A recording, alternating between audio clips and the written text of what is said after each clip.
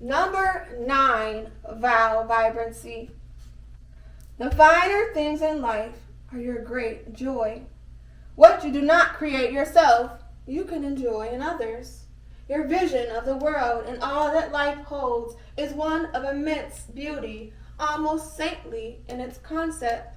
You continually dream great dreams of this loveliness and happiness, and wish that you could wave a wand and bestow upon every living soul these same visions.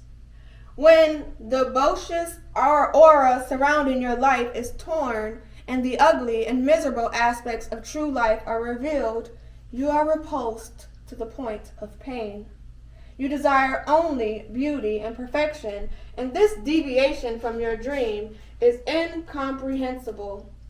If it were in your power to do so, you would help each individual to attain some great measure of success and artistic fulfillment in order to reverse the ugliness and misery that you cannot abide. It is to your credit that this would be done for the betterment of the universe in general, and not just to satisfy a whim. Your greatest joy comes from doing good works that will profit mankind.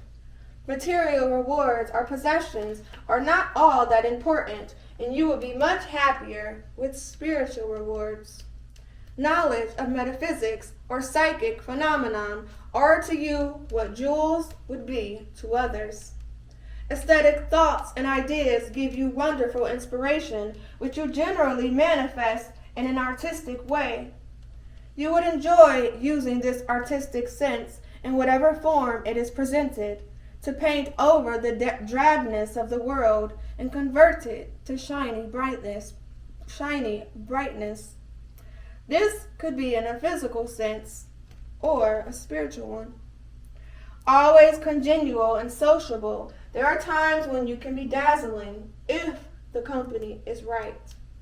You have a level head on your shoulders and can usually think things out clearly, but you can also be gay and light-hearted at times, which is most charming and captivates your companions. When you endeavor to beautify either a home, office, or wardrobe, it is done not only from a style sense, but a spiritual one as well. Your home, though beautiful in its furnishings and colors, must also reflect a sense of serenity and charm. People must want to come to your home because they feel so peaceful there, and you plan with this in mind. As a decorator or designer, you could not design for lines and style alone, but to frame the personality of the person involved. The rest would be secondary. With your artistic and aesthetic combination, it is always certain that the correct effect will be achieved.